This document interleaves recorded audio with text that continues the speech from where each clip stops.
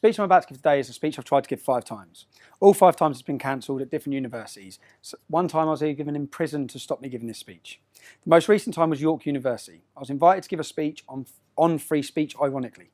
It was cancelled. Because it was cancelled, I've been invited here today by citizens of York who still want to give me an opportunity to have my free speech. So today I'll give the discussion that they tried to stop.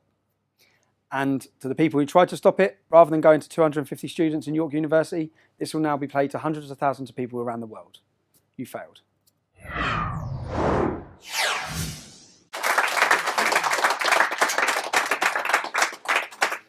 I'll start off with thanks for making me a bit taller. All right. First of all, the speech I'm going to give you today is going to be about free speech and what I'd say is exposing the British police state. I'll start off telling you about where I'm from. Most of you already know. I'm from Luton. Luton is rated as one of the roughest towns in the UK. It has the highest poverty levels in the UK. One of the most deprived areas of the UK. It has a lot of problems. Regardless of religion, it has huge problems. Now, I'm not here to pull the wool over all of your eyes about who I am or what I've done in my life, yeah? Because I've been no angel. I'm not claiming to be polishing my halo. Yeah? Growing up in my town, I've never seen racial tensions, which is a completely diverse town. I've only witnessed religious tensions. The town is divided between Muslims and non-Muslims. We have a population probably of 30 to 40% that are Muslim. We have 30 mosques. I could probably stand here and talk non-stop for 2 months about Islam and multiculturalism. That's not what I'm going to speak about. I'm going to speak about the British police state and free speech. And George's phone. So, the country I thought I lived in prior to starting my activism in 2009 is a very different country to that I now accept I live in.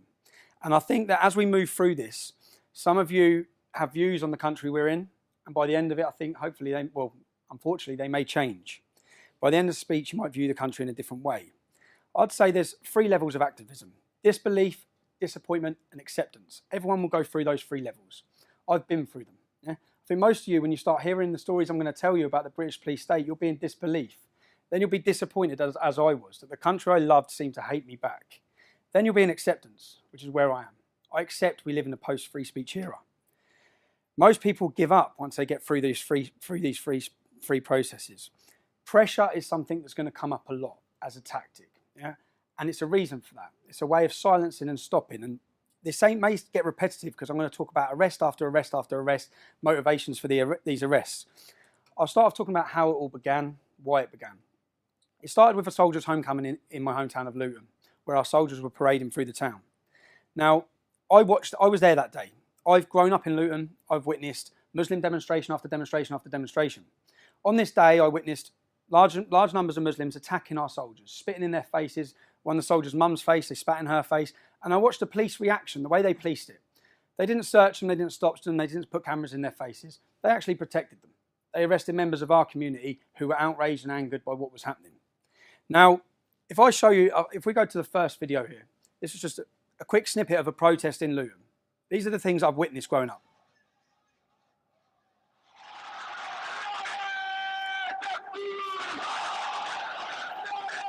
This is thousands and thousands of Muslims. And the reason why I'm doing this is to show you the comparison of why we felt angry. These men, many of them have got faces covered, some have got balaclavas. Translated, what they're saying is about killing the Jews. Yeah? Killing the Jews. Marching through the city saying, "Now kill the Jews." Okay? No opposition from police. Nothing. So, in response to the soldiers' homecoming parade, I organised a demonstration in support of our armed forces. Now, the police tactics on that day, bearing in mind I've seen the way they police their community, we were kettled, we were stopped. There'll be a little video here now. Hands in pockets, feet. I remember having to take my shoes off in the town centre. The police locked us. They locked our community in. My auntie had to piss in the street. She had to urinate in the street because they kettled us in for 3 hours. Now, these are tactics that would never happen to Muslims. It would never, ever happen to them. They would not use this against them. So it became more at the start about equal rights and unfair treatment. That's what really electrified everyone, was how are we being treated like this? My friend this day, I have a friend called Isaac, his picture, a little black lad called Isaac, lost his front teeth, a police officer on a horse, walked past, and there's actually a video of it, went past and smashed his teeth out. All we're trying to do is support our armed forces.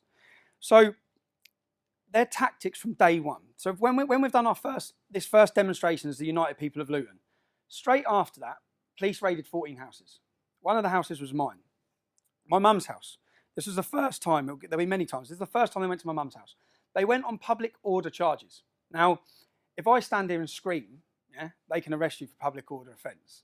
That's all it was. They fabricated these charges. They went to 14 people's houses. They picked people from each estate, pretty much, yeah? And that's a tactic to install fear. When they went to my mum's house, we had another demonstration planned a week later. I wasn't at home.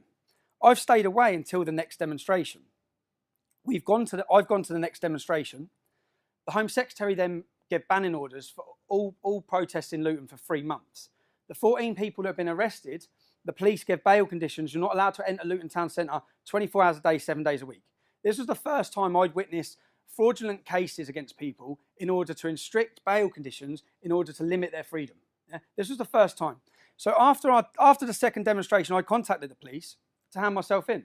Obviously, you've raided my mum's house. I must have broke a law. You want to see me. We don't need to speak to you anymore. So they didn't need to speak to me because the Home Secretary had given them powers, which they were literally just trying to give us via bail conditions anyway. These tactics work. Do they scare people? Yes, they did. Even my close friends at the start, yeah, Tommy's been arrested. Everyone's been arrested. It puts fear.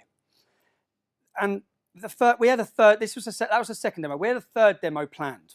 On the day of the third demo, there's a lot of problems. It was all getting highlighted to the whole country what was happening.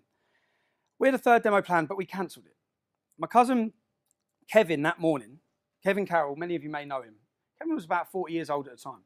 6 o'clock in the morning, he's been raided. I remember getting a phone call. I was laughing at the time. I found out that Kev's been arrested. And he had been arrested, and this is where they choose the dates. So he'd been arrested on the day of our third demonstration. The offence he'd been arrested for was the original soldiers' homecoming, when Muslims were screaming in our armed forces' faces. Kevin, on camera, called them wankers. That's it.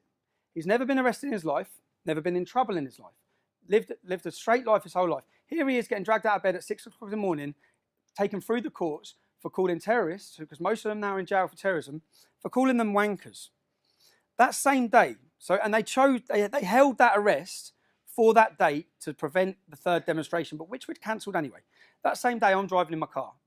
Police pull me over. I'm arrested on suspicion of driving a Ringer, a stolen vehicle. Yeah? The vehicle I had was on finance from brand new from Vauxhall. Okay? It was a straight, legit car. Yeah?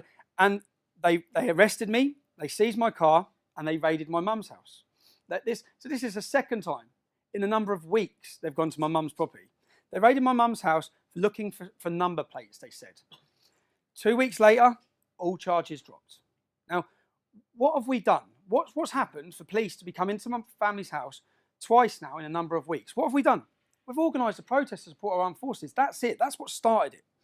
Charges drop. Charges drop will come a common theme in this case, in this story as well, because time and time again, these charges that are fabricated are just dropped. Yeah? Again, 9 months after the United People of Luton, the English Defence League, many of you may know, it sprung up, it spread like a wildfire across the country. 9 months into the EDL, we had the first demonstration for the Scottish Defence League planned. I've gone to Luton Airport. I'm flying out to Edinburgh. I'm arrested by Special Branch. I'm held by Special Branch on a charge of criminal damage. I'm then taken to a police station. 30 police officers have come from Yorkshire. The crime is criminal damage. You know, on the top of these hotel room doors, the little metal connector. At a hotel that I've stayed in Leeds, £30 criminal damage was done in the hallway to a door. I apparently fitted the description of the man that had done it. So 15 police officers at my wife and kids' house with machine guns, 15 police officers at my mum and dad's house, seized all electrical goods. Their warrant said they could take electrical goods to see if I'd booked the hotel. Yeah, this is what it was all about. They took my dad, 65 years old. This is the third time they're in my parents' house, my family's house. And this is all pressure. It's all intended to get your family distraught, upset, And it works, because as any of you could imagine you started expressing your political belief against something, and in 3 times your mum's door's been kicked off. Your wife, when I lived in that house when they come with machine guns, my daughter was at the nursery. The lady who ran the nursery was 3 doors up. My wife wouldn't take the kid to nursery again after that. It works. My wife was crying, coming home, crying her eyes out. It works. And it is political. And so this charge of criminal damage, Yorkshire police had come down. I was due to speak at a demonstration in Bradford about grooming. Grooming at this point was still hidden. The police's tactic was still to hide it. No one knew about it. Yeah?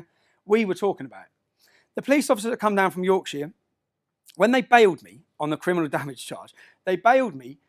My bail conditions were not to contact the EDL. Yeah? Not to send an email. These were all bail conditions put in. The bail date was the exact time. I had to go to a police station at the exact time we were due to protest in Bradford. Yeah? This had nothing to do with a criminal damage at all. Yeah? This was used as an excuse to get in my house, seize my computers, get intelligence. At the same time, when I come home, my wife said, one police officer spent 6 hours at that file. Because their warrant didn't allow them to take paperwork. So instead, what they did is I had the files, which were all to do with my properties and businesses, where one officer wrote everything down. So I thought, what are they doing then? I was confused with what they're doing now. 3 weeks later, once the demonstration had passed, charges dropped. Yeah? So is that okay? No, for me, no, it's not. You've raided my house, you've scared my family, you've intimidated us, and then you've just dropped the case, completely dropped the case. I put a complaint in through the IPCC, the Independent Police Complaints Commission, asking them how you got warrants into my property, how you were able to do this. What turns out, and what I said, I made allegations against the police. I said, I believe it's politically motivated. I believe the date you've chose to arrest me is because I was joining the Scottish Defence League. I believe the bail date you've chose to give me was to coincide to stop my political activism. I believe all of these things. They've admitted all of them. When this goes out online for the Rebel TV, you'll see all the evidence, yeah? They accepted it all. Yeah, you're right, we did. It was illegal. Our officers will be sent on training courses. This will be done. And it's like the knock-on effect. I don't think, unless you're, no matter what side you're on, when you're getting raided and the effect it has on my mum, on my parents, on the embarrassment on the family, and then just to be dropped. This was the 3rd time in 9 months. 3rd time they've kicked the doors off. We continue. I come out. If you want to go through YouTube, you'll dig up. As soon as I got out of the police station, I'd have made a video about this. Everything I'm saying will correlate, and there'll be evidence and videos to tell the whole story the whole way through. 3 months later, boom, my door goes in. 6 o'clock in the morning. By this time, I've become publicly known and a target. People want to kill me for what I'm saying, for speaking the truth about Islam. 3 months later, doors go in. I run down. I was quite relieved to see the police because I wasn't sure who it could be. When I saw the police, it was a Luton police officer, and the first thing he said is, "I'm sorry, Stephen." I said, "Don't be sorry, you've got your orders." He said, "We're taking your wife." And I'm even getting emotional if you think about it. So they arrested my wife, who was 6 months pregnant at the time. I'm getting now. Sorry, I'm embarrassing. Yeah. She was 6 months pregnant. She went for an 8-hour interview.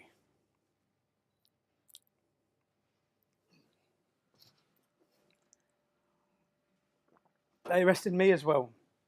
We were arrested on tax evasion and money laundering. My wife sat a 6-hour interview where she was told she was looking at 7 to 8 years in prison. When I come out, she was broken and begging. The cases were from this, they froze my assets. At the time, I had 2 businesses. I had 7 properties. For a young man, I was successful and doing well. My passion was making money. But then the reality for me was it didn't matter how much money we make or how much we want to move into nice areas. The problem will be left to our children for the next generation if we ignore it. What have I done? This is the 4th time of arrests. What have I done? I've started speaking about Islam. That's it. What have we done? What has my wife done? She's done nothing. Now, we were re-bailed. My wife answered bail and so did I every 6 weeks for 3 years. And every time, so waiting all the time for the case, waiting all the time for the charge. They closed our businesses. They put us on a restraining order that meant you're allowed £250 a week to live on. Now, if you spend over that £250 a week, you get 18 months in prison. These orders were brought in to deal with terrorists. They were being put on us for speaking about terrorists.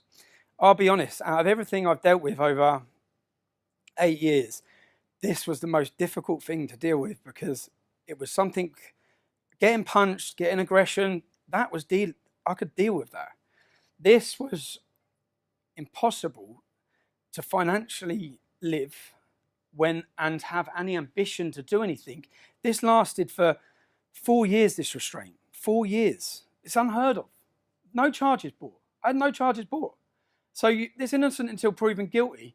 The Labour government passed these new laws where they didn't need a crime. When they come in to arrest us, they didn't have a crime.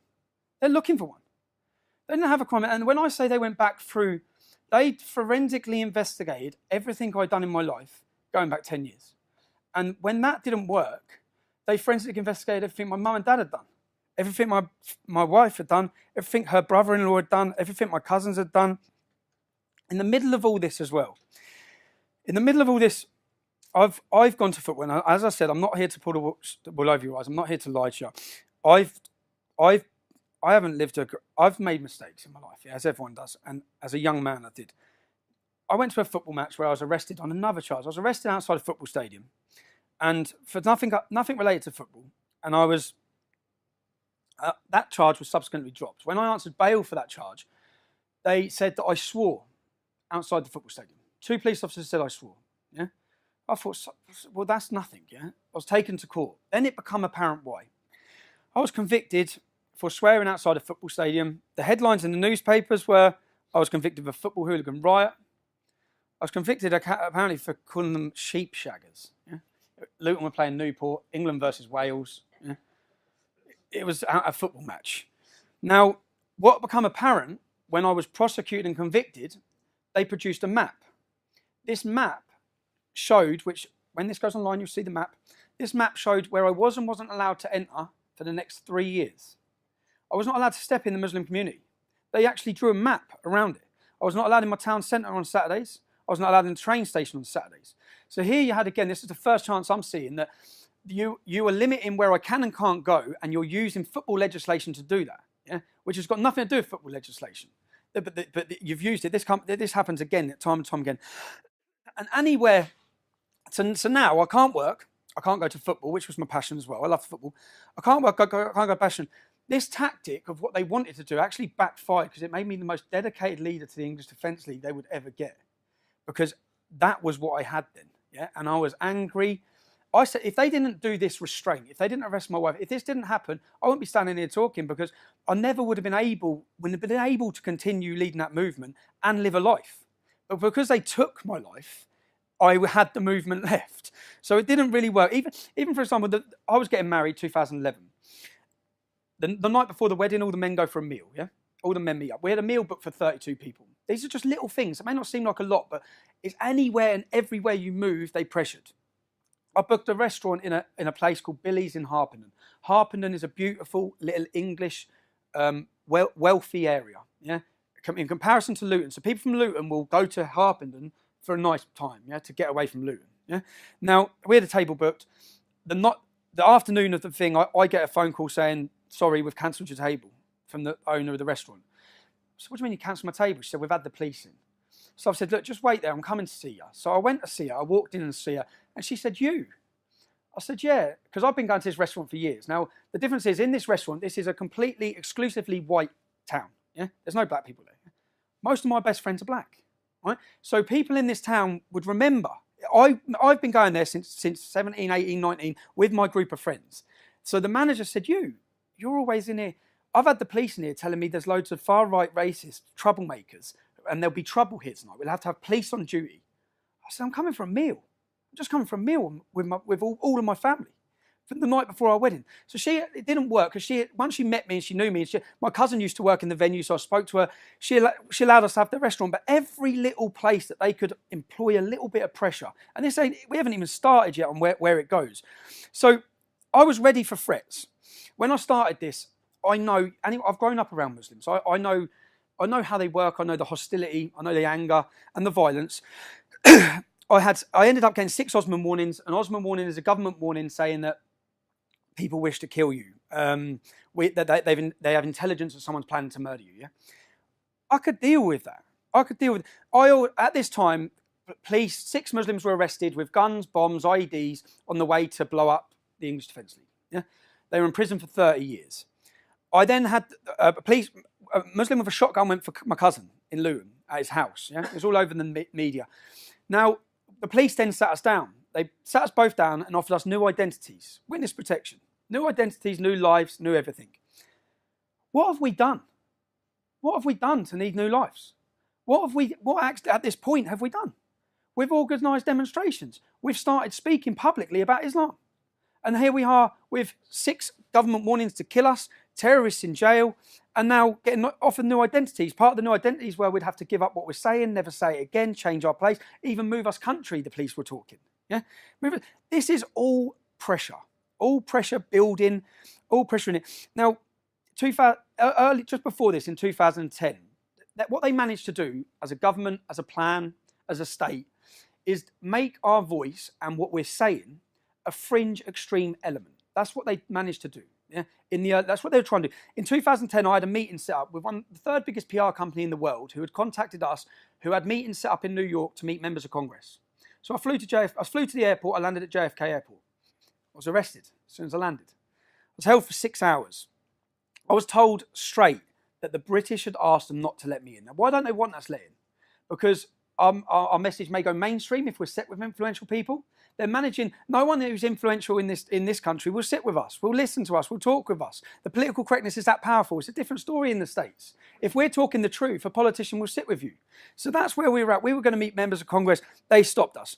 2011, I thought, and the whole way through this, to be successful or to get anywhere, we had to be prepared to do 2 things, get killed and go to jail. Because if we weren't willing to do that, then no one would have listened anyway, because no one would have heard what we're saying. So 2011, I decide, I know I'm not getting in America, so I think I'm going anyway. And I think I'm morally right to go. And I'm going with a warning to America of what's happening here. I go. I get in on my friend's passport, insanely enough, on September 10th. I get home. 6 weeks later, I'm arrested by British police. I'm remanded, instantly remanded, into Wandsworth Prison. Now, in comparison, there's one Muslim in the UK who has used their sibling's passport twice to try and join ISIS. I didn't try and join ISIS. I went to New York for 2 days. If I'd have known I was going to get 10 months in jail, I'd have gone for at least 2 weeks. But I ended up getting imprisoned, and I spent 22 weeks in solitary confinement because my life had gone so chaotic. I was neglecting my family. I was English Defence League, English Defence League, English Defence League. That's it. Yeah? And then I had a chance and a time to think about the effect it was having, where we were going, what we were doing. The movement changed on the outside whilst I was in prison. I'd fought for years to keep far-right elements out. They were welcomed back in. I then had a time to evaluate. I'd made a decision during that prison sentence. And the reason why I talk about this prison sentence is because to get around their laws, because you're only allowed to spend 28 days in solitary confinement because of your mental health issues. Yeah. What they did is every 28 days, they moved me from one solitary confinement prison to another. So I went from Wandsworth to Bedford, Bedford to Woodhill, Woodhill to Wandsworth, Wandsworth to Wayland, to get around the laws for what they were doing. Yeah? Now, when I was in Woodhill prison at this time, for me to walk from here to there, for me to get taken out of my cell, they locked the whole place because they were fully aware he'll get killed. Yeah, because our prisons are like radical training camps for Muslims. Now, I had a visiting room where my wife would come and see me. I was the only man in it. It was twice as big as this. I felt like Hannibal Lecter. Yeah? But I felt safe. Which is what mattered. I felt safe because I knew no one was going to get to me. I then come out of prison. I've made the decision I'm leaving the English Defence League. Lee Rigby's killed. Lee Rigby's murdered, which changed everything again for me. It changed everything for me to think, now we need a reaction, okay? And I organised a charity walk. Now, you'll see the footage now of the... Some of you would have already seen this. We'll see the footage of the charity walk. Get back. Arrest him for assault. Arrest him for assault. Arrest him for assault. Arrest him for assault. Arrest him for assault. That's all. Listen, we just been... You've got to get these 2 numptins. How come he hasn't been handcuffed? How come he hasn't been handcuffed? How come he hasn't been handcuffed? If we do in the year 2013 in London. Mike, look, we've been arrested on Armed Forces Day doing a charity walk. Yes. This is year 2013 London. Okay, come on, mate. Because we want to walk. Unbelievable. We did a charity walk at that time for this darling Amelia May. The police the night before the charity walk come to see me. They come, Scotland Yard police officers come see me in Luton. I met them in Luton and they sat down and said, we don't want you to walk through Tower Hamlets. Now, my charity walk was going from A to B, a straight line. I said, why not? They said, because of the Muslim community. I said, what about it? They said, well, the mosques. I said, I walk past 8 mosques every Saturday to go to football in my hometown. We're sitting in a Muslim restaurant. I met them in a restaurant called Imak Grill, which is a Muslim-owned restaurant who I went to school with a kid, full of Muslims. I sat there like, look around you, this is where I live. What are you talking about? And they would rather you went around. You'd rather me take a, 10-mile detour because there's some Muslims there. I said, that's my capital city. For me to get to A to B, are you telling me I can or can't? They said, no, we're not telling you can't, we're asking you. I said, well, no, I'm not. I'm going to walk from A to B. Okay, there's no zone that I'm not walking in London because there's a few Muslims in it. So what it turned out is that the Muslim leaders had come out publicly and said, we don't want him walking through our community. Now, some people, this would sound far-fetched and amazing to. I'll go back to another story. So in Birmingham, we were holding a demonstration. Now, I read online that a Muslim had hit a police officer with a brick and he'd been arrested. I then read on one of the Socialist Workers' Party websites, chat forums, that 200 Muslims with the imam had turned up to the police station and they'd told him they better release him. And I read that the man was released without charge, yeah? Now, I didn't believe it. So now I've had a meeting with Birmingham Police, the hierarchy, about a demonstration. And I've run it by the copper, our liaison officer. And he said, yeah. I said, what? What, you let him go? And he said, well, look, we have to weigh up a situation, Tom. Yeah? If those Muslims would have rioted in Birmingham and it would have spread to Bradford, to Oldham, he said, we could have nationwide riots over one man, over an arrest. I said, that's insane. I said, so who's in charge of the law in Birmingham? Is it you or is it the imam? I said, it's the imam. It's not even you. So when you see this, if I'd have walked through Tower Hamlets, they've already been warned. It was in the paper. They've been warned by the leader of the East London Mosque. We will not control the youth. Yeah? They've been warned of a riot. This is Aldgate. That was at Aldgate East Border. So Tower Hamlets is say there. Yeah, I get to hear they let 2 men walk in front of us who assault us. Now they'd have thought we reacted to it. We didn't. It was a pure setup. I guarantee those 2 men are police. They worked for the police. They'd done that to then arrest us. I'm then arrested. Now, this is where the collusion comes up. The Crown Prosecution Service are supposed to be independent from the police. So the police would arrest you, gather the evidence, put it to the Crown Prosecution Service. They decide if you're arrested. Now, you can watch the long version of that video. We are walking, we get attacked, we are then arrested. Right? Now, you've already been wrongfully arrested. We're charged. I'm then charged by the police, taken to court 3 times. Why? Because as soon as I was charged, the police gave me bail conditions not to enter the borough of Tower Hamlets. I spent over 6 months not being allowed in the borough of Tower Hamlets.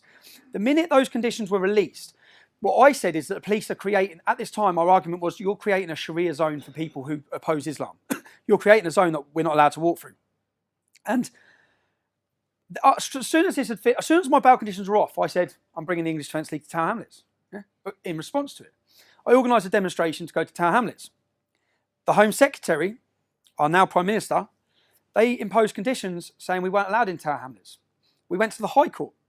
Even at the High Court, the police put the charges against myself. We went to the High Court, and their argument was, which they admitted in court, we're not worried about the English Defence League. Yeah? What we can't control is the reaction waiting for them.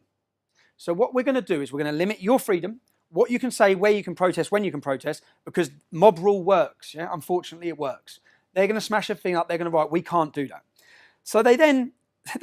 I'm then arguing, it become an argument about the police. I'm then arguing with the police saying that after this demonstration, I'll come on my own and protest in Tower Hamlets if I want to. I won't bring the English Defence League. I'll come on my own. Straight after that demonstration at Aldgate East, I was arrested. I was arrested and charged because my speech went 6 minutes over the allotted time. I was then given bail conditions not to enter the borough of Tower Hamlets. So all of these tactics of keeping cases going, of fraudulent arrest, is all to limit where you go and what you're doing. Right, I'll show you another video now. So I had, bearing in mind, 6 weeks prior, Muslims have been arrested in a car with guns and bombs on their way to kill and target us. I get a phone call from my family saying there's a car full of Muslims following us. Yeah, and my family would have been spotted. I took my kids to a party in Luton. I walked in the party, I saw the ginger convert, Roger Ibrahim Anderson. He calls himself Ibrahim Anderson. I grew up with this kid, yeah? He's now in jail for ISIS terrorism. Now, I walked in, I saw him. He was on his own with his kids. I'm with my kids taken to a party. I looked, nothing happened. I thought, sound, he's with his kids, I'm with my kids. 10 minutes later, when the other dad said, mate, you need to look outside. I've looked outside, there's about 60 waiting up. Big bearded mullahs. So then 6 of them have come in. I've gone into the kitchen when they've come in. I've given my kids to the woman and say, look after my kids. I've gone into the kitchen. I was trying to find something to protect myself with as they come in. Police have come from everywhere. Yeah. So from this, they've seen members of my family. Yeah. They're then following the members of my family weeks later. I get a phone call saying that they're following this.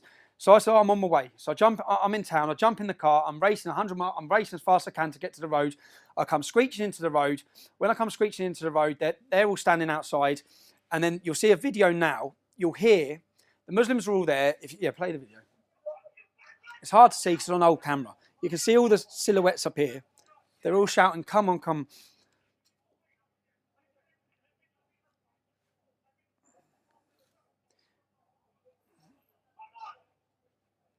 There's more police cars coming. They're outside our house. Yeah? This is in a cul-de-sac where they don't live. What was the police's reaction to this?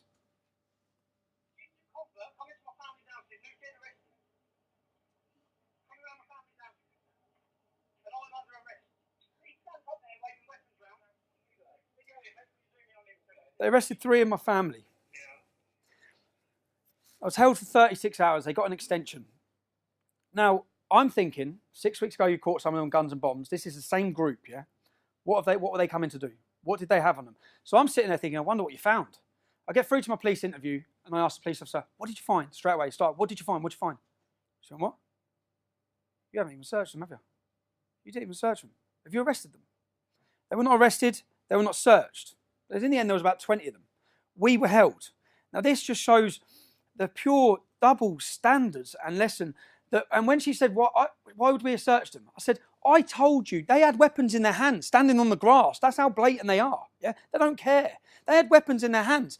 And they said, well, we didn't know that. I said, I know there's a video because my neighbour was videoing it. I know there's a video of me telling you that. Yeah, they went and raided the house looking for the camera. They went to the neighbour's house. They went to the neighbour's house. So I come out, make all this public. Next, so bearing in mind, when they arrested me and my wife, we've been on bail conditions for 3 years. I'm charged. They didn't charge my wife. I'm charged. I'm charged with tax. I'm taken to court. Their whole case of why they've done this, they say I owe them £137,000 tax. That would mean me not paying tax on about 300 grand, wouldn't it? I did have a business that was turning over quite a bit of money at the top for those few years, yeah? It took 20 minutes in court for me to produce, for the evidence to be produced. I owed them not a single penny. Bearing in mind, they've closed my businesses. They've destroyed my shop. They've destroyed everything we're doing. And then within 20 minutes, we got not guilty. After this, I'll explain the mortgage case. I then had a mortgage case where I was charged with mortgage fraud. Between me and my wife, we had 7 mortgages. What they did is when they had nothing against me, after 2 years of my investigation on me, they started targeting my family all around. Cousins, they've done the nans, they've done one of my family members for not paying tax in 2006 on things sold on eBay. Yeah? Everything and anything they could find. Yeah? My brother-in-law was charged. His case was that he got a mortgage, self-certification mortgage. Any of you bought properties, you'll know. Years ago, it was encouraged. You're encouraged to say you earned more, really, as long as you put a big enough deposit down. Now, my brother-in-law bought his first house. Bearing in mind, when we were arrested, this all happened 5 years before. The house was bought. It was sold 9 months later. The mortgage company were paid. No one lost a penny. Yeah? This was the mortgage fraud they arrested my brother-in-law on. But they tied me to it because I'd lent him a deposit at the start. Yeah? So this was the case. This was the case. Now, at this time, you have to understand that I have many family members who have good careers, good jobs, and good lives, yeah, within my family, who were terrified. Yeah? Terrified of being involved in a court case, a huge court case with me, because that would mean they're exposed as related to me, and they become a target. Now, this tactic was working perfect for the police because this is a pressure tactic, and it worked. I went home with family members crying, who are crying and begging, like, this is your fault. And I said, you're letting them win. This is what they want. This is why they're doing this, yeah? Now, I've had a not guilty on tax. The minute I got the not guilty on tax, the mortgage is the next week. The first thing they did then was my wife, who's been on bail for 3 years, they said, set a date in court straight away, set a date for Jenna to stand trial. So I'm got not guilty on tax. They had no case. They then set a date a week later that my wife's going to go into court. So no one knows what my wife looks like. You all just have to look online to see what response I get when I walk around our hometown. Yeah?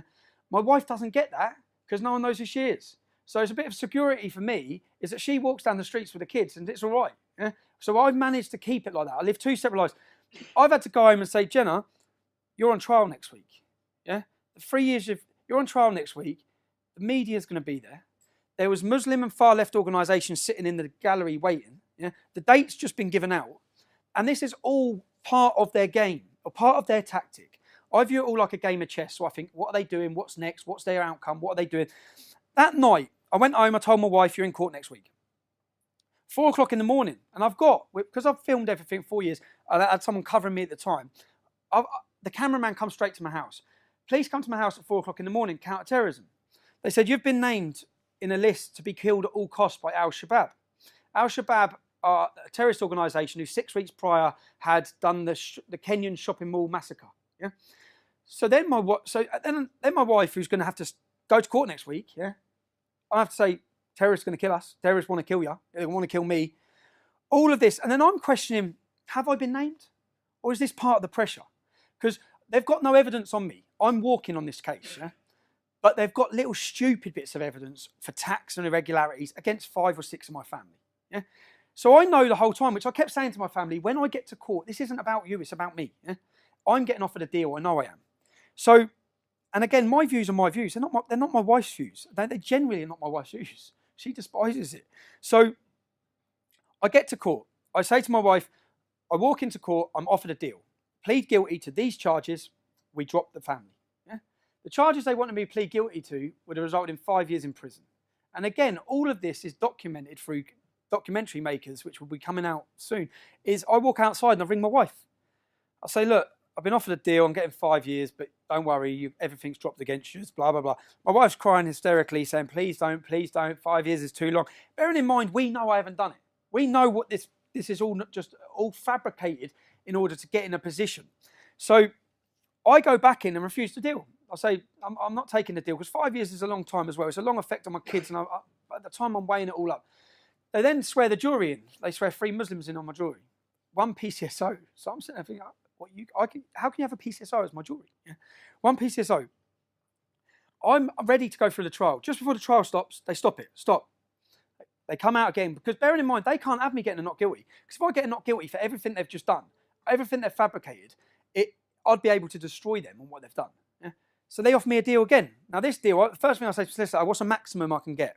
Maximum I can do. He said 18 months. I weighed it up. 18 months means serving 6 months in prison. I'm taking that straight away, and they're leaving everyone else. So I said, give me an agreement. I want it in writing. When this goes online, you'll see all the written agreement. Yeah? The written agreement was, we will drop the case against your wife. We will drop the case against Neil, which was another relation. We will drop the case. We will not take proceeds of crime, which means all the assets they've had frozen, my properties, will be released back to me. Now, I took that deal, so I went to jail. I got 18 months. Bearing in mind, what the crime was that my brother-in-law filled a mortgage form out wrong. The mortgage company didn't lose no money. No one lost no money. I'm then taken to Wood Hill Maximum Security Prison. That's one of the worst prisons in the UK, where it houses some of the country's most prolific Muslim terrorist extremists. I'm took there for this. Someone's filled their form out wrong.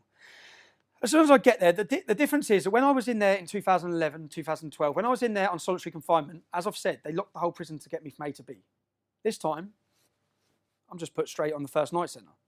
So straight away I'm thinking, well, this ain't right. I'm going to get killed here. The door opens. It's a Royal Marine, an ex-Royal Marine who's now a prison officer. And he said, when we come to get you, do not leave this cell. Your life depends on it. Yeah? I went, all right. Shut the door. Half hour later, my door opens. He's there with 2 other men. Yeah? You're going B-wing. I said, I'm not going anywhere. Yeah? He stepped straight in. If you don't go, I'm going to arrest you. So he was giving me a way out. I said, arrest me then. Yeah? He arrested me, took me straight to the way you get arrested. You go to the block. Yeah? Took me straight to the block. When he's talking to me, he said, you know where they were taking you? I said, where? He said, you know the 6 that are in for planning to kill you, that got 30 years? I said, yeah. He goes, they're putting you with them. He goes, Rach, I got the name. I don't think I put the name in my book. The woman who, because I checked who made the decisions afterwards, the woman who made that security decision to put me there, like even that screw that told me, he said, she'd have been done for corporal manslaughter. Yeah, she would have got done because you'd have got killed. But you're dead then. Yeah? So there's no help. So the next day my solicitor's come to see me. This is in the prison. So I've gone to see the solicitor. I've sat down with my solicitor. Afterwards, there's a waiting room like this. The door's open on the waiting room. I've seen the beards straight away. I got locked in the room. Yeah? I got locked in the room and violently beaten up and battered. The Sun newspaper run a headline saying, like it was funny, Tommy gets done. Yeah? Tommy gets done. And it was Muslim. So I lost my teeth. I was beaten up. And they're supposed to be, that cannot happen. There has to be a duty of care in prisons for prisoners. You're not allowed to put, if someone's from one gang and someone's from another gang, they're not allowed to be near each other. Yeah, that's what they do. You're putting me, the most prolific and hated man from Muslim terrorists, because I've committed blasphemy and criticised their prophet, and you're giving me on a plate to them. The only thing that I was lucky was that I could tell by the Muslims, when they locked me in the room with them, they didn't know I was coming in. Because their faces looked like, oh my God, he's in the room with us. Yeah?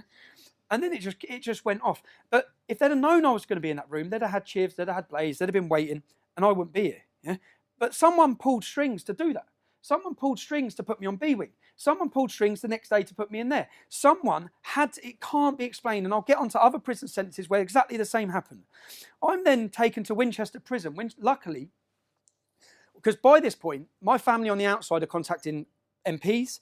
There's a campaign on the outside to try and keep me safe from people complaining and contacting across the country. I was getting letters, legal privilege letters coming in where people were sending letters to their MPs, going to their MPs, saying what's happening to him in there. Yeah. So then I was moved to safety of Winchester Prison. I say safety. I still have a few problems, but there's not as many Muslims in that area of the country because it's a local Cat B. Now I was in there, coming to the end of my sentence. I get a visit. Which I think is a legal visit. I sit down, there's two men, younger than me, smart, dressed in suits. We're from a secretive organisation based in Scotland Yard called the Met Intelligence Bureau. Yeah? The Met Intelligence Bureau, and what are your plans when you get out? Because when I left, I made it public I opposed the far right. They were trying to sell this to me that if you help us, if you want to do your country a service, then you will be helping us by uniting the right. Yeah? Uniting the right. When you get out, basically, we want you to unite the right. We want you to get close with Britain First. We want you to work with Paul Golding. We want information. We want this. Be their grass. Yeah? Be their informant. They want their words. We want control of the anti-Islam reaction. So if there's a terrorist attack, they want control. They want to stop any, which we are going to see in this country, unfortunately. They want to stop any far-right attacks, yeah, by uniting it and having their man at the top. Yeah? So I said, so hold on. I shouldn't be here. You've terrorised me to stop me leading the EDL. A doesn't know what B's doing. Yeah? And now you're asking me to help you. I said, and stupidly, they said, well, what are your plans when you get out? And stupidly, I explained, you've froze my assets. Now, when I get out, luckily, I've had 7 properties. Yeah? I had them when I bought them all when I was young. The market went well. They were in loot. And I think like last year, they went up 20%. I've been lucky. When I get out, I'm selling the properties. I'm getting back in the building game. That's what I'm doing when I get out. I said, you will not hear me talk about Islam again. Because that's how I felt at that moment. Being in prison, away from my kids again, away from my wife, I thought, I've done with this. I'm done with it. I then get out of prison. I'm walking out of prison, I get a licence. My licence conditions, bearing in mind I'm in jail supposedly for mortgage fraud, my licence conditions are not to contact the EDL. So EDL got to do with a mortgage fraud. That is the clear, and again, all of these things will be put into the video. It's clear that this was a political case. It's clear that everything that's happened is political. I then say to my probation, my friend Paris Okai, he died of a drug overdose at this similar time. Yeah? And I want to go to the funeral. And for this funeral, there would be 1 or 2 people going that were EDL. Now, if I associate with EDL, I'm recalled. So I said, there's going to be EDL people there. You can't go. I said, I can't go because I can't. It's mortgage fraud. This is the thing, the little things. I've then rang my solicitor because my assets, which I've agreed already in a legal documentation that I signed to go guilty, that you're releasing all my stuff. Yeah. I then contact my solicitor and say, I still can't use banks. I've been out of jail a number of weeks. My assets are all still frozen. What's going on?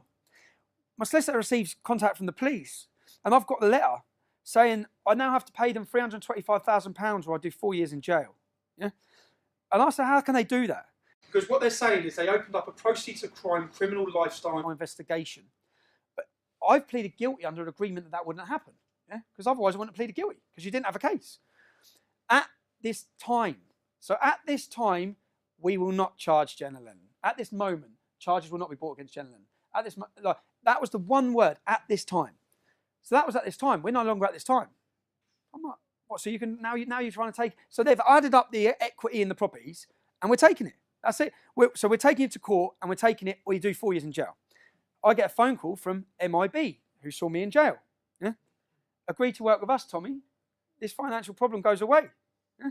This is the dark side of a state. I hear Jihadi John, yeah, and I heard Cage saying he was persecuted, they targeted the family, they done this. They probably did. Yeah?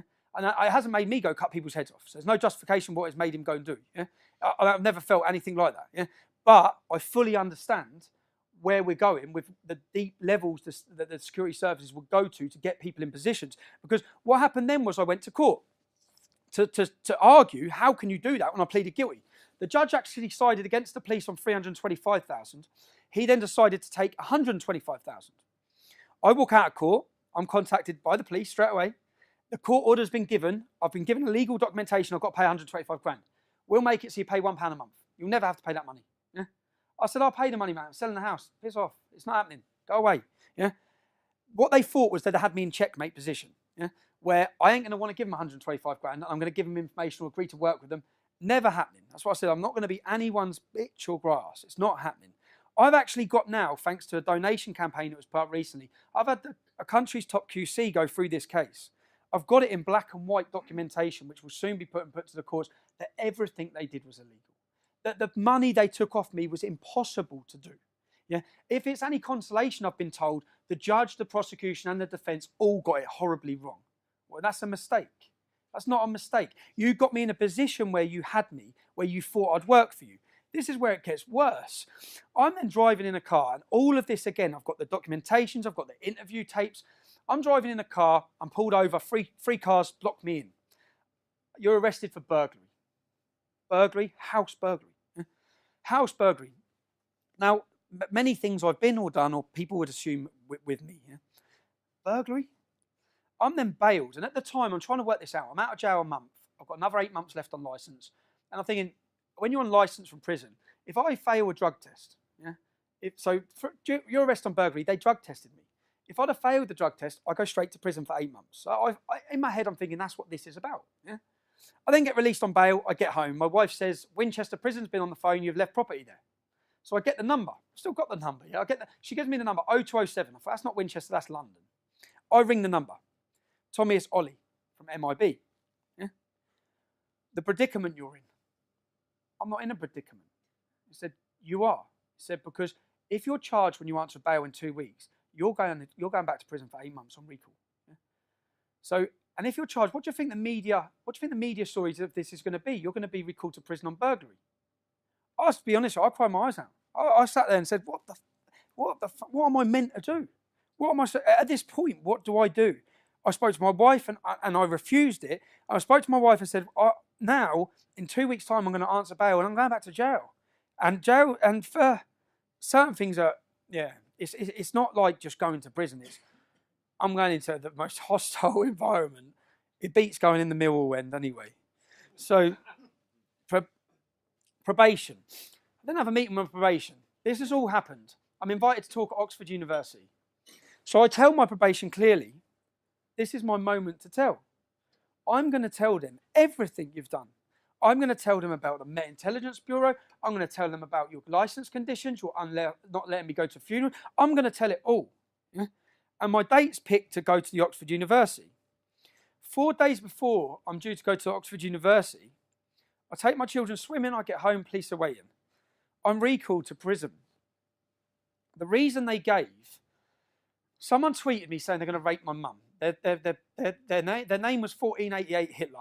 Yeah, so it was a Nazi. It wasn't a Muslim, it was a Nazi. I get as many threats from them inbred Nazis as I do from Muslims. Yeah. So 1488. So he's going to rape my mum. Now my response to that was, he was looking for me, yeah, in Luton apparently. I said, you don't need to look for me. 10 o'clock in the morning, this is where I am. Yeah. So I went there. When I went there, police and probation are there. This is at the time. What are you doing? What do you mean? What are you doing? They said, well, you've told someone to meet you here. I goes, oh, so you saw that they said they're going to rape my mum? I've given you 300 threats to kill my family. You've not arrested one. Why am I going to come to you? I said, I'm not going to wait till someone turn up at my mum's house. If you want to find my mum's house, it's quite easy to do, yeah, through the system. So I've gone there. So I was warned that she said, you can't be doing that. I said, well, you need to do your job then, yeah? They then used that. They held that. 4 days before I'm due to talk, I'm recalled because I sent that tweet. No threats, no violence. They said that I put a risk situation where if the man would have turned up to attack me and someone would have tried to prevent it, I've risked that situation whilst on licence. So anyway, I'm recalled to prison. I'm standing there. The police officers, again, every time I've come into dealing with police officers, they've been good. Yeah? It's not them. It's not the. I always say this. Anything. I don't have anger against British police. I have anger against the people pulling the strings. So I've explained to the police officer my experiences in other jails. Can you take me to Winchester? Because where I live, my local prison's Bedford, where I'm in immense trouble here. Yeah, if you take me there. So he's rang the probation. This lady, Superwoman. He's rang her up. She said, nope, it's all sorted. He's going Bedford. So I've been then taken to Bedford prison. I've walked into Bedford prison. I've looked at the first reception man. Remember, this is my local prison. I've looked at the man. I said, have you got a brother called Mark? And he did. I knew his brother just by his face. I said, I know your younger brother. And then he went through the system. So he's looking on the system at how many Muslims are on which wings and how long they're serving. Because that's a big difference. If I get put on a prison wing with Muslims serving 28 to 30 years, they're going to kill me.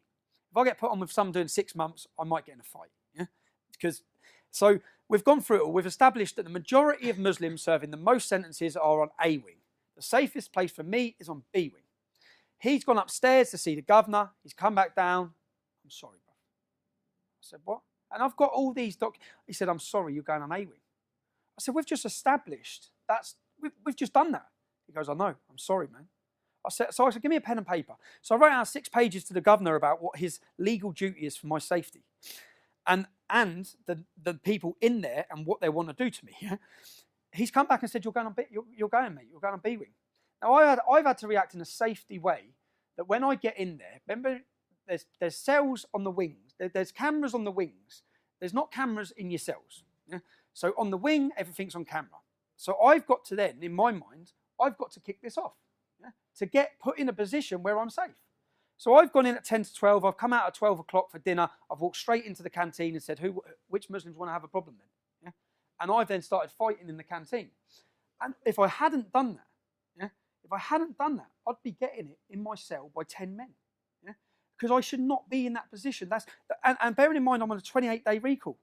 So I'm then put in there, and I've come out. So I've then been arrested. I've got all the paper, put on solitary confinement. I'm safe. Yeah? I'm getting out of here. I'm seeing my kids. Right? I come out of prison. I sit down again with the probation officer, who I know that she's the counter-terror lead, and that's who's dealing with me. Yeah? I had to see him once a week. I had a friend who'd done manslaughter, who was seeing his probation officer once a month, and I'm like, oh, why have I got to see mine once a week? A mortgage form was filled out wrong. Now, Oxford again. What they didn't realise is I've arranged to talk at Oxford again. So when she sat down, I said, I'm talking at Oxford in 2 weeks. I said, and you just added longer time to my speech about what you've done. Now, 4 days before it, I dictaphoned the conversation. They come to my house again. And she come to my house and said, if you speak about Islam, if you speak about the Qur'an, if you speak about Muhammad, if you speak about the police, you're going back to jail. So I went, all right. I said, I'm still doing the talk at Oxford. Yeah? Now, if you watch my speech at Oxford University, I come out and say, the speech I wanted to give you, I've not been able to give you. I can't give it. Go dig it up. I said, what I'm going to talk to you about today is my life. And I didn't mention Islam, didn't mention the Qur'an, I didn't mention police. Yeah? Because I wasn't allowed to. And I said, that's free speech. And you can watch and see that at the start of my Oxford speech. And I said, yeah. Now, after this, I'm due to talk at the House of Lords on the 22nd of July. 22nd of July. Room booked. I'm giving a speech at the House of Lords about this. Yeah? I've managed to get a friendly acquaintance in there who's going to let me tell the story of free speech, let me tell the story of the police state, let me tell this story. 8 days before I'm due to talk at the House of Lords, guess what? I'm arrested. I'm taken to Luton Police Station. A fat police officer, huge, come in and said, we can work. We can help you. You can help us. I've done this for counter-terrorism. I know I've got 8 days left of my licence. Yeah? 8 days. So in 8 days, you can't do anything. So I don't care. Yeah? Do your best. You've got 8 days. I'm sitting in Luton Police Station. I'm taken to Peterborough Prison. I'm not even given the reason why I'm recalled. I'm taken to Peterborough Prison, And again, this is when I come out of prison each time. I come out of prison, so I'm not going to break any laws. No, I'm not going to get in trouble again. I'm not going to do anything. I'm not going to put my children through this again. And here I am twice in a situation again where I'm having to kiss my kids goodbye for something that I ain't done. And 8 days I'm recalled for. My license runs out on the 21st of July. Yeah? They held me past my license. They held me to stop me talking at the House of Lords. And this was all in the papers. It was all at the time. He's been recalled. And guess what happened when I'm recalled? So I'm recalled. I tell the prison when I get there, you know who I am, lock the door for 8 days and open it. Yeah? Because if you put me out there, we all know what's going to happen. I'm telling you, I'm in fear for my safety. Yeah? I'm telling you that. Right? That's what's going to happen. Put me straight on the wing. They put me on the wing with 4 Muslims who at the time, again, I've got all their names and the case that they were on. They cut a man's nose and ears off. They stabbed him to death. They're on the wing with me, 2 doors up. I walk out and I didn't go off my instinct. What I did in Bedford, the reason why I didn't go off my instinct, because I thought if I can try and ride this out for 8 days, if I do something like I caused trouble, I'm going to get longer. I want to get home. Yeah? I'm then standing on the wing and a white lad comes up to me, puts his hand over his mouth. He says, "You're going to get done with boiling water." Yeah? In prison, they put boiling water with sugar, throw it in your face. It's called napalm. Takes your skin, takes your face off. Yeah. So I said, "All right, who's going to do it?" There was a Somalian kid at the door. He said, "The Somalian." I'm then looking, where's the boiling water machine? Where's the boiling water machine? I don't give the man a chance. Yeah. This was on a documentary called 24 Hours in Police Custody. I walk over, before he has a chance to turn around, I'm hitting him. Yeah? I'm not waiting for that moment. And I shouldn't be in that position because I've already told you that's going to happen. Right? I'm held. I explained the situation to the prison. I told you what was going to happen. We know what was going to happen. I've prevented it happening. Yeah? I'm released from prison. This is where it changes. Their tactics of targeting me for years, targeting my wife, targeting my mum. Change of tactics. Change of tactics now is the kids, in front of the kids. Yeah? So I then go on holiday, 2-week holiday for my wife and kids. I land at Luton Airport. The police are waiting at the airport. They arrest me in front of my wife and kids. Got 3 suitcases. They leave my wife there at midnight. I'm arrested for a racially aggravated attack on the Somalian who was going to do me with boiling water in prison. Yeah? I'm then prosecuted. And by this point, I mean, I've given up. I've given up fighting because they can do what they want, and I know they can. Yeah? At this point, a friend in Canada set up a campaign to get me the best legal representation that money can buy. And it was for the first time ever, people donated in a huge way. Yeah? And I had the best legal representation. So I went to this court case. And when I was arrested, first of all, the clip that they showed me of me walking over and beating up this Somalian, the clip that they showed me was literally just that. And what I said at the time is, you need to cut 20 seconds before and 20 seconds after. You'll see the man stand next to me talking to me. You'll see him come up to my cell afterwards. Yeah? You'll see that what I'm telling you is correct. We hold on. They're not answering requests from the solicitor's office for the footage. They've only got that little snippet bit. When we get to court, we haven't got the footage of the 20 seconds before or after. Yeah? Luckily, I had a QC who tore it to pieces. He said, "Where's the documentation? Where's your computer system?" They wouldn't give us the representation from the computer system that would have showed them I was in fear for my life. I walked on that case for a not guilty. If I hadn't had that legal representation, I'd have been sent to prison again, in a position that they wanted me in, where my life is in danger. I've tried to give this talk about these issues so people can hear what they've done and what's happening. I've tried to give this 5 times. Edinburgh cancelled, Durham University cancelled. Each time I've got somewhere booked in to give it, pressure's been put on to cancel. Why? What have I done that warrants this? Again, that's what I'll ask. What is it I've done? I speak about Islam. I tell the truth. I'm honest about it. That change of tactics from my wife to then my children. You've had the arrest in front of my children. Now, my daughter was moving to the bigger school, yeah? So I had to sit her down in the summer and I had to tell her who Tommy Robinson is because she didn't know. Yeah? She's never heard of the English Defence League. So I sat her down and I went through saying, "Darling, when you go to big school, people might mention this, they might mention that. They might talk about me going to prison. I've been in prison." It's all news to her. She thought I was working away. Each time I went away, she thought I was working away for the prison sentences. I'd ring her every day. Even when it was building up to Christmas, I said I was helping Santa to my young kids, and I'd say, "What do you want made?" And I'd get the present that they wanted made, dropped there every week. So then I'd say, "Did you get it?" So they were thought it was all that. So I've had to then say, "Look, I've been in prison, darling, but you have to understand that I didn't do anything to be in prison. that warranted me being in prison. Now, that must be hard for a child to understand. The next video I'm going to show you is from Cambridge. I've gone to Cambridge with my children. Is that the next video? I'm not having an interview. I've already told you. So you're telling me what? I've told you already. Yeah. Are you going to leave? So, hold on. Are you going to leave immediately? I'm with my children, and you're telling me I have to leave immediately. Are you going to leave? What? You're going to get a Section 35 dispersal notice. Okay, we'll give you a 35 then. Tell me for what? I'm with my children. I'm with my children. Stop, get that thing in my face. I'm not being interviewed by you. Right. Tell me why. You tell me why. No, you'll get it on the form. It'll be explained to you. Tell me why I have to. I'm going to get a form down. Tell me why. Listen, I'm trying to. No, officer. When I'm take that camera up my face. I'm not being interviewed by you. This isn't Crime Watch. I'm with my children. You're telling me I have to leave. Yeah. Why? Why? Because there's likely to be disorder. Get off my hand. Don't assault me. Tell me why. Tell me why I have to leave. Stop shouting at me. So tell me why I've got to leave. It'll be explained to you when you get yourself. How are you drawing a jurisdiction to where I do and don't go with my kids? Tell me.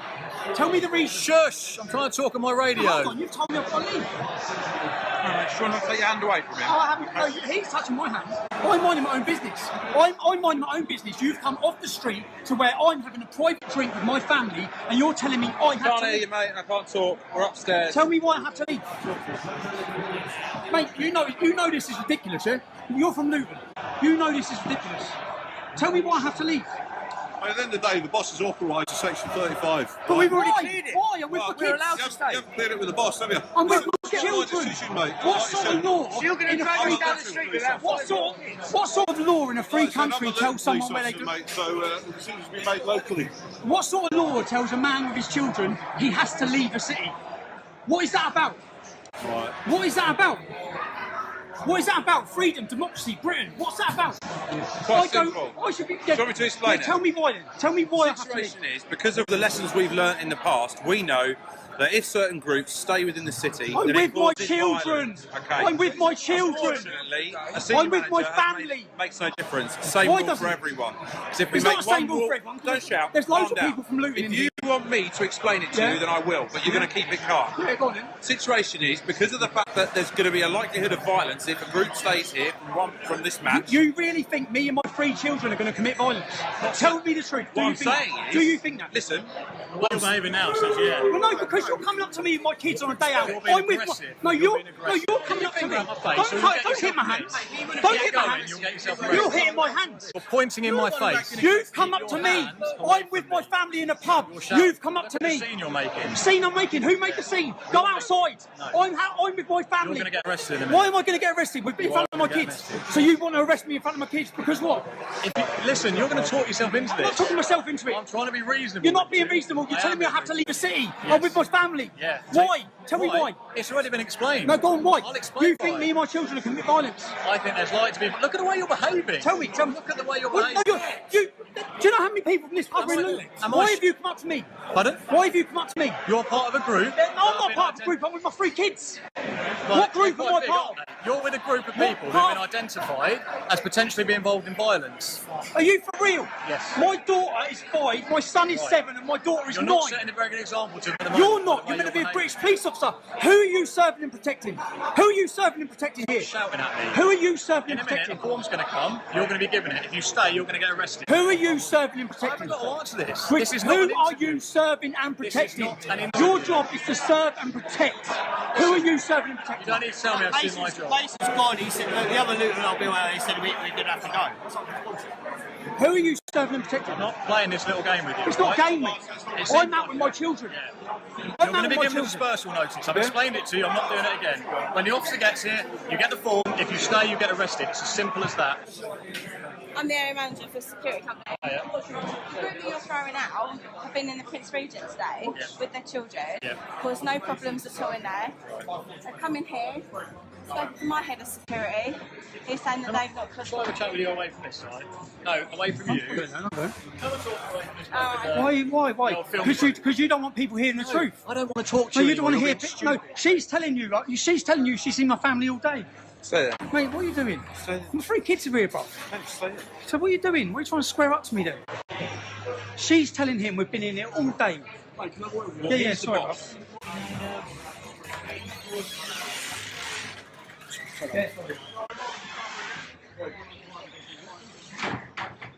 I've already said you're not been good as gold or value. I know, bruv.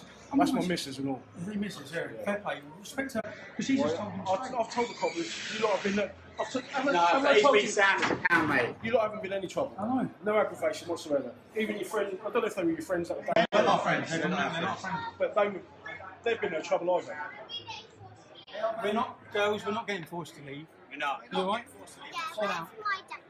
Where's your jacket, darling? Spencer, where's your jacket? No, Mason. Oh you shit, left he's yours just in brought the the car. jackets down. Have you got his jacket? Do you think you can set a good example? Yeah, yeah. That's all. Poppy didn't bring They know he's looting, he I know doesn't he agree is, but it's with us. embarrassing. Go get your jacket, Spencer. No, he's here. Mate, he's on our side. I'm on the side. You know, you've got to go one side.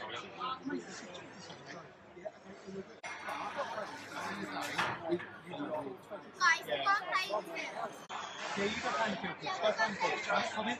Go find your kids. See you later. See you later. Yeah, I will do. We'll have a beer next time. Sorry for bringing the kids out. We're not allowed to. Thank you.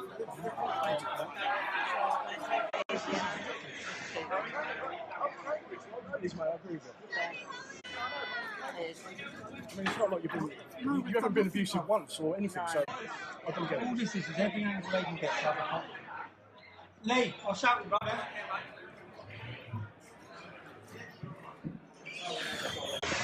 Am I getting the section 30? Section 35, yeah. I'm getting the section 35. Come outside, we give it to you now.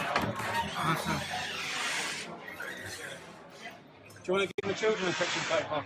Pardon? Do you want to give my kids a section 35? No. You're going to arrest my kids? You'll get arrested if you carry on. It's not worth What do you mean I'll get arrested? Who's got 35? So we're going to get an escort of 5 kids to this station. 5? Look how many police officers there are here. I'm out with my 3 children. I'm out with my 3 children. I'm out with my 3 kids. 3 kids. Embarrassing, lads. I understand you've got a job to do and you've got a boss, but you must be embarrassed yourself. You must be embarrassed yourself. Us 3 and 5 I'm out with, kids we're to a out with our station. children. We've caused no problems. It's embarrassing, lads. All the time, that's what I should do. You ready, kids? Come on. Alright? Let's go. You get over there, did you? Let's just go. You get over there? Yeah. Yeah? That's alright. Yeah. Come, girls. Alright? Down. Don't I'll get your tissue. We have to go. Come on. Come on, kids. Sorry. Come on. No, we've got 5 kids with us, so obviously we're causing loads of trouble and we've got to get out. So. Look at that. It's a fucking joke. Take care. Oh, look, he's even following us now. Follow us all the way as well. Mate, go home. Kids, come on. Come on. Come on, darling. This is what happens when we go to move away. You want to come? Oh, I'm filming it. Get it now and get over. Telling them, oh, we've got to. It's very bollocks, isn't it? No idea, darling. Darling, my daughter's crying her eyes out now, lads. So so you're following us. You're following us. You're shouting. You're making my daughter cry. Go away. We're making sure that you stay They're safe. scared. Right, okay. Because of We're you. following you. There's no way out of that. You think we okay? need safety of you? Because we're Go going to away. escort you. Macy, darling, come here. Come here, darling. It's all right. Come here, sweetheart. It's all right. Girls, it's all right. Come here. Come here. Come here. Come here, sweetheart. Come here. Girls, come here.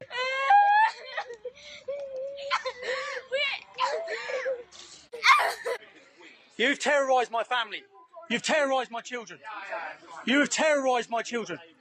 No, you've terrorised my children. Stop following us. You've terrorised my children. You've terrorised my children. They're kids trying to watch football. You've terrorised them. You've caused this, you bully. You horrible bully. Who's swearing? Who's swearing? If someone come up to you with your kids, if someone come up to you on a day out with your children and told you, if someone come up to you with your children, get arrested, yeah, in front of my kids, of course you would, you horrible. Why are you following us? Go away! Kids, it's alright. It's alright. It's alright. Get right down here, someone. What? Bells is right. Bells.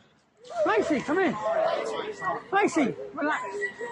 You're scum. You're scum. You know it. Look at them. Look how scared they are. You're horrible. Go away. Stop following us.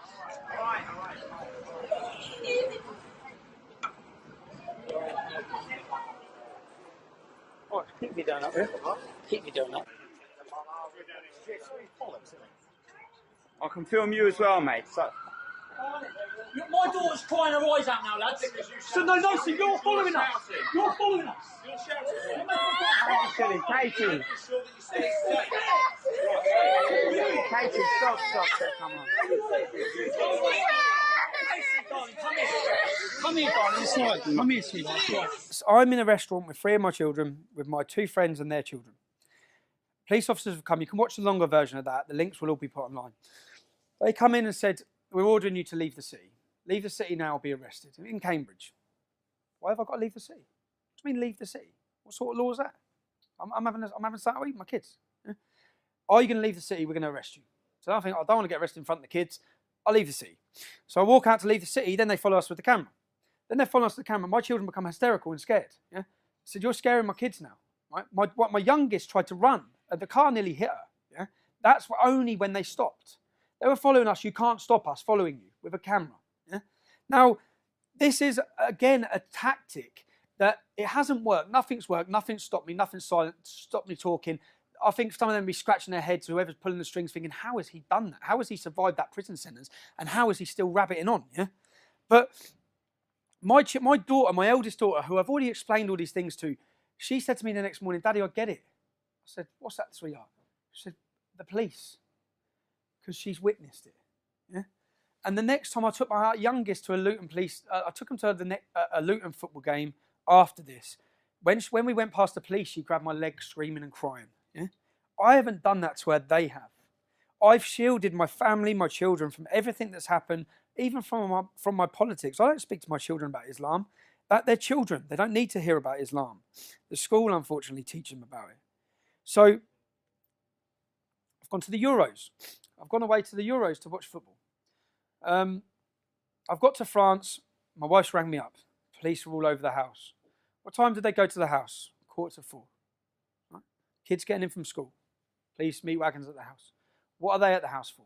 They're at the house I return. The next video you'll see. So I go to the Euros. I spent 2 weeks in the Euros. My mum at the time is ill. I get a phone call saying she's been rushed into hospital. So I come straight home. I come home from the Euros, and you'll see this video now, if you can do that. The video, yeah, this one. But basically, I've been ordered by the UK Football Police in Europe to serve you the summons. To come to my house like this with my fucking kids up. Listen, you take the fucking piss. Listen, I understand. This is bullshit. You come to what's the need for you to come dressed like that to my house? I understand. What's the need for you to come dressed like that to my house? Get out of my house. You've given me the sofa. Get out of my fucking house. Thank you. You take the piss. Get out of my house. Thank you. Get out of my house. You come to my house, it's bullshit. You've been summoned for court tomorrow morning. I don't give a shit what I've been summoned for. I've done nothing wrong. I've done nothing wrong. If I've done nothing wrong, what's the need for you to come to my house like that? I know you're upset. Upset? Your fucking kids are sitting up there looking at you. The kids don't want to hear it. Well, what are you here for then? Have a go at me. What are you here for? What are you here for then? I know you're upset. No, I'm not calm down. They take the piss. There's no need for you to come dressed like that to my house when I've done nothing wrong. Other than to intimidate me and give harassment to my family. That's why you're here. That's why you're here. Calm down, Steve. No, how can I calm down? I've done What are you here for? a football ban and all that. I've done nothing wrong. He's back now. I've done, yeah. You would have tried to explain to me. Explain to me. Why are you coming to my house? Why are you coming to my house dressed like that? No, all right, tell Because my kids will cry every time they see a police officer. Because of what? What have I done? But we I have don't had know. this discussion before. You're not supposed to come here in uniform. You're not supposed to be here in uniform. For the safety of our family. Not for the safety, because No, it is. you know my kids will be crying every day thinking, what the hell are the police at our house for? And I've done nothing wrong. I've done nothing wrong. Steve, I'm only You could have come dressed like that and no one says a word. I'm only taking You can't go to court tomorrow. Now, I'm angry, yeah, about that when they come to my house. The crime, there was no crime. There's no crime. They're not saying I committed any crime. So they're coming to my house again. That's twice. So they've already been there when I was in France. They're there again to arrest me. They give me a court order for the next day. I go to court. What they're basically saying is that my presence My presence can provoke a reaction in a country with a Muslim population, with tensions. That was their argument. In France, there's tensions. My presence there could provoke a reaction. Yeah? Not that I've done anything wrong. So what they then want to do, and this was orchestrated by the football policing unit, which is a section of the Home Office. Yeah? It's not a separate police force like Bedfordshire Police. This is the Home Office. This is the government. Yeah? So when they got the leader of the football policing unit up on stage, up in the court, my prosecution to say, who's decided to bring this case against our client? He said Bedfordshire Police. When they got Bedfordshire Police officer up in stage, he said, I've been forced to do this. When asked in court, you've been forced to do this. Who's forced to do this? The football policing unit. The man who just previously in the dock said Bedfordshire Police were bringing the case. Yeah? So then what they put in to give me was a 5-year ban. A 5-year ban of Luton Muslim community, a 5-year ban again where they failed previously to give me the same as the 3-year ban. I've got these maps that they tried to prosecute. Now, this is 1984. Yeah, the judge's summing up, which went in the papers, was this case is vague, cagey, and dishonest. Yeah, and again, what would I say the tactics are in front of my kids again? The last 3 or 4 things that have happened. You know, after that Cambridge incident that you saw, yeah, I go to Germany. I'm in Germany with Pegida. My wife brings me up crying outside the school. What's wrong? The police have pulled her over outside the school. Cambridgeshire Police have come. I am about to sue Cambridgeshire Police. I'm taking Cambridgeshire Police to the courts because everything they've done was illegal. The money that was taken off me was illegal. That case, this football policing case, where they tried to give me a banning order with no evidence or no crime. Yeah, they just wanted me banned for 5 years. They wanted me not able to leave the country when England play, etc., etc. Now, that cost me £6,000 to defend. I haven't got that back. The judge is summing up. The judge's summing up was cage, vaguely dishonest, give him back his money. Yeah.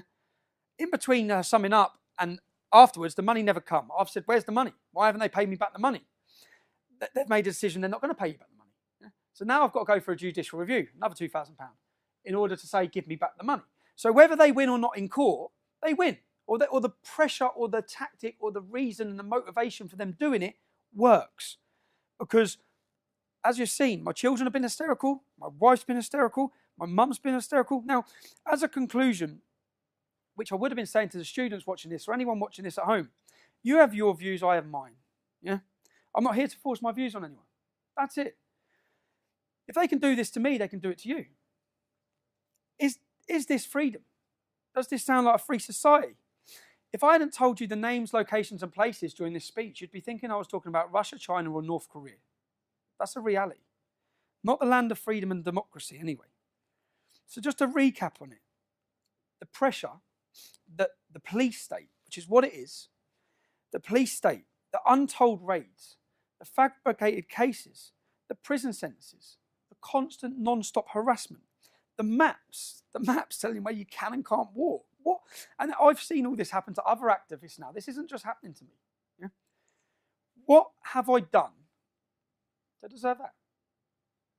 Telling the truth. I've expressed my free speech. I've showed an opposition to jihad. And unfortunately, at a time we're at now, I've been proven right time and time again. Everything I said was going to happen has happened. Everything we predicted would happen. All the problems we've seen are now being seen on a national, international, global level.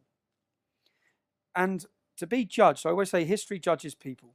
I don't care about a politician or a journalist judging me, because history will judge us.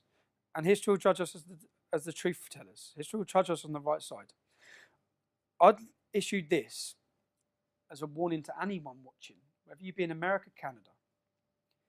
The problems I'm talking about and what's happened to me are on their way to you.